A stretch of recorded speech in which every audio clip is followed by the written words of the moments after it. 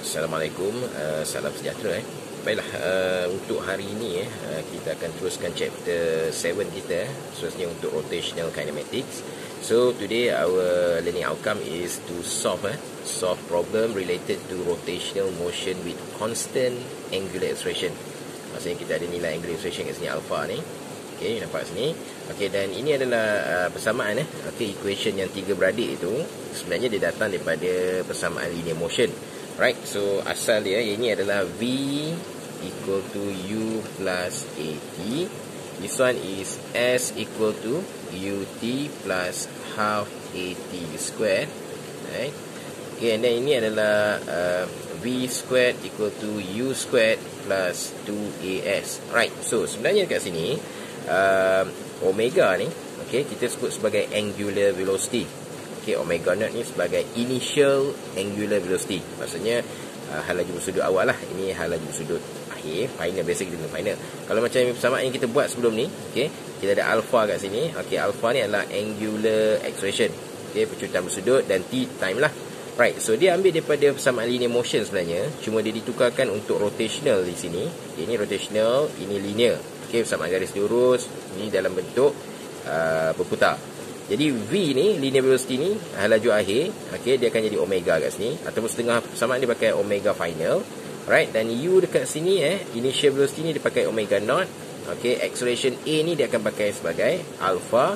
Dan T time tak berubah lah. Okay, so tolong ingatlah A dia ni, ini adalah alpha.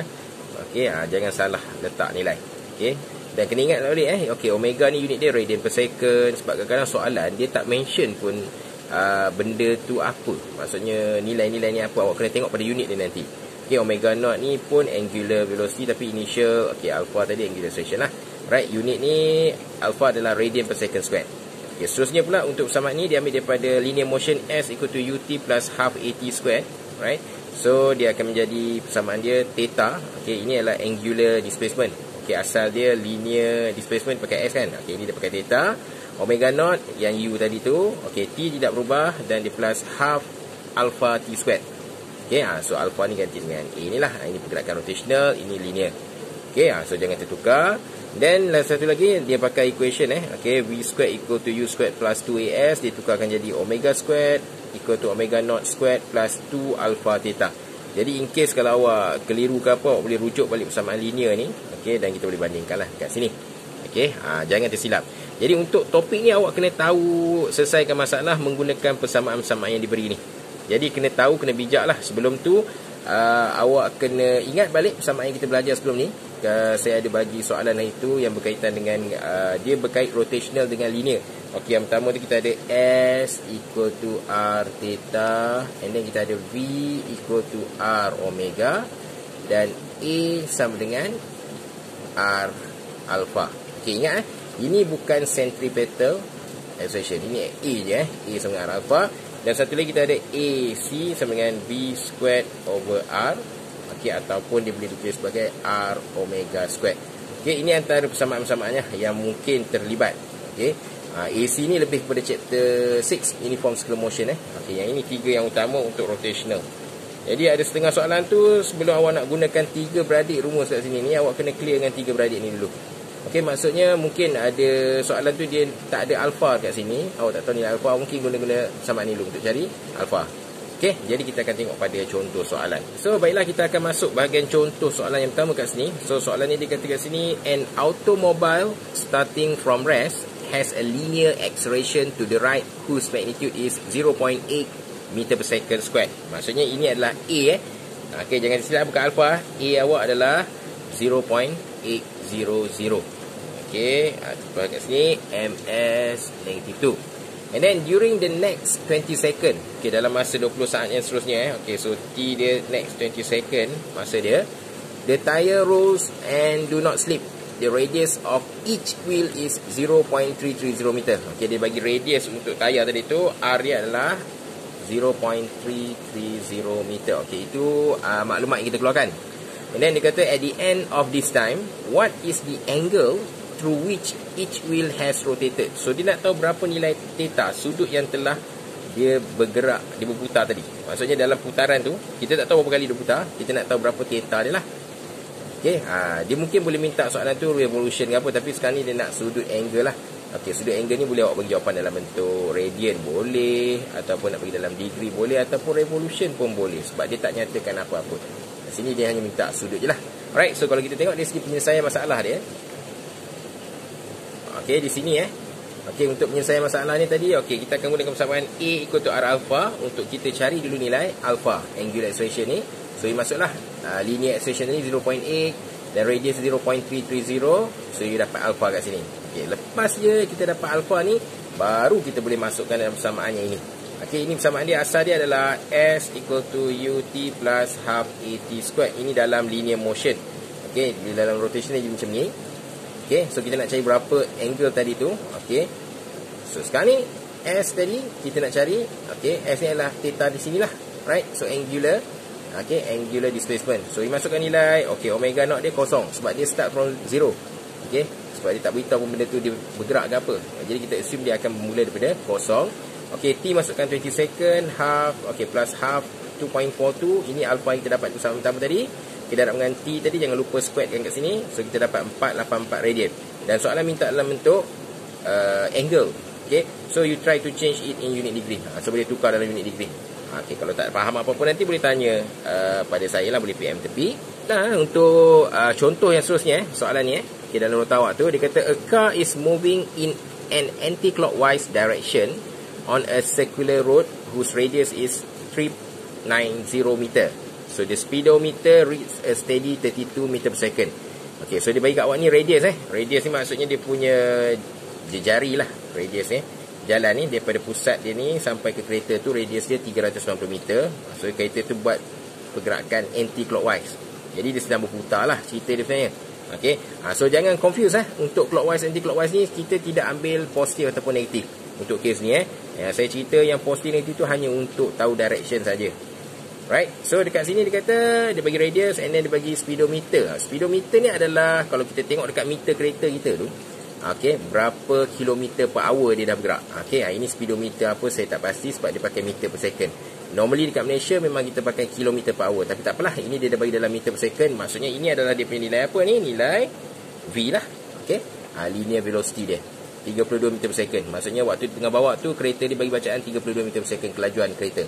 Soalan yang pertama A ni dia tanya what is the angular speed of the car. So soalan minta cari omega.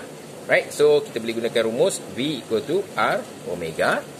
Okay, untuk dapatkan nilai omega ni lah. Okay, V dia dah bagi, R dia dah bagikan.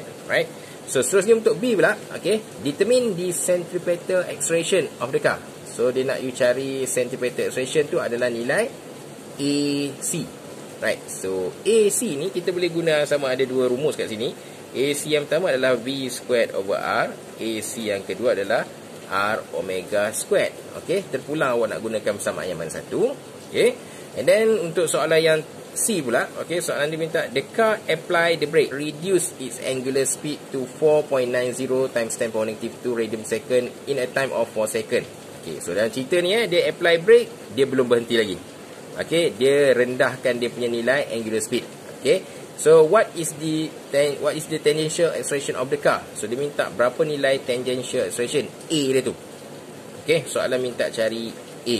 Alright, so kalau ikutkan yang C ni, macam mana kita nak selesaikan nilai untuk dapatkan tangential acceleration untuk R omega tadi? Macam mana nak dapatkan nilai omega? Okay, so V sama dengan R omega. So 32 dia masuk nilai velocity tadi yang dekat speedometer tu.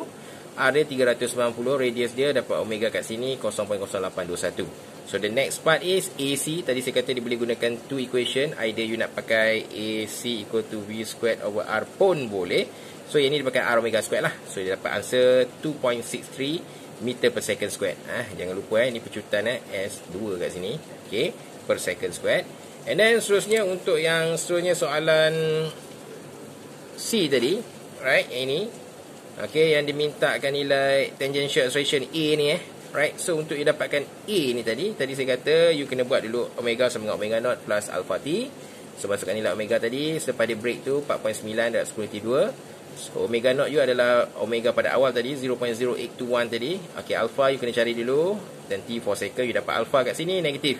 Negatif bermaksud dia sedang decelerate lah, dia sedang berkurang dia punya hal laju dia lah. Alright, so and then you cari punya A equal to R alpha untuk dapatkan A tangential dekat sini. Okay, you put your R 390 and then your alpha. Okay, then your answer is negative 3.22 meter per second squared. Dan soalan yang terakhir dalam tu contoh yang terakhir dia bagi dekat situ, dia kata a gymnast is performing a floor routine.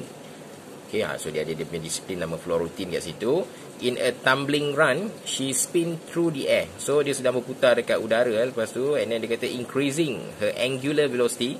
So dia punya nilai angular velocity dia adalah omega. Okay, from 6 pi to 10 pi radian per second. Okay, maksudnya ni omega naught dia 6 pi. Ini adalah omega dia 10 pi radian per second, while rotating through 1/2 of a revolution. Okay, apa yang dimaksudkan dengan 1/2 revolution ni? Maksudnya 1/2 tu dia dah buat satu pusingan, 1 rotation, lepas tu dia buat lagi half. Okay, maksudnya 1/2 revolution lah. 1 putaran setengah cerita dia. Okay, soalan minta yang A ni kat sini determine the angular acceleration. So soalan minta kita kirakan berapa nilai alpha dia lah. Jadi nak pakai rumus apa? Okay, awak dah ada kat sini omega naught, ada omega dan ada nilai ini adalah theta. Revolution adalah theta, angular displacement. Jadi kita akan pakai persamaan yang sesuai lah. Okey, untuk tentukan angular acceleration kita ada 3 persamaan lah. Ini omega naught plus alpha t, kita ada theta omega naught t plus half alpha t squared, dan satu lagi kita ada omega squared omega naught squared plus 2 alpha theta. Jadi yang mana satu persamaan yang sesuai nak digunakan, kita akan tengoklah apa nilai yang diberi. Okey, kat sini dia bagi nilai ini theta. Okey, 1/2 ni, ini adalah theta. Ini adalah omega naught, ini adalah omega. So yang paling sesuai antara ketiga-tiga ni dia tak ada time t ni, so kita akan pakai rumus ni lah. Okay, kat sini right, so kita akan cari jawapan dia lah. Right. So and then kita how much time does the maneuver take? Dia minta soalan tu minta cari masa, berapa lama masa yang diperlukan. Okey, kita boleh gunakan salah satu persamaan ni. Okey, jadi kita pilih persamaan ini. Right. So saya tunjuk cara penyelesaian dia. Okey, tapi sebelum tu saya nak beritahu 1/2 revolution ni tadi, 1/2 revolution ni sama dengan 3 pi radian. Okey, sebab apa? Satu pusingan 1 complete revolution ni adalah berapa? 2 pi radian, ataupun setengah orang sebut 360 darjah. Okey, 2 pi 360 darjah. Kalau 1 pi 180 darjah. Jadi dalam kes ni dia buat pusingan 1 pusingan setengah.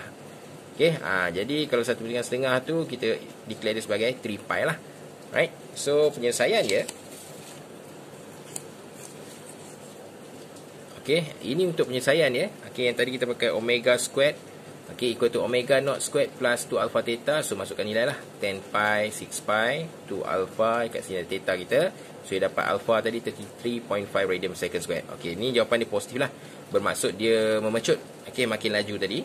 And then B pula untuk cari nilai T time kita tadi. So you masuk omega U 10 pi, omega naught U 6 pi, and then alpha tadi kita dah dapat di persamaan yang pertama. You masuk sini dan you akan dapat nilai T. Alright, so dikata kat sini try using another equation to get T. Okey, kita ada lagi satu persamaan tu pun awak boleh dapatkan nilai T juga. Okey, yang persamaan yang saya masukkan tu yang lain lah, theta omega naught T plus half alpha T squared. Okey, boleh cubalah tengok nilai dia macam mana. Alright, so kita ada latihan dekat sini dan diberikan jawapan dekat bawah tu, jadi awak boleh cuba jawab lah.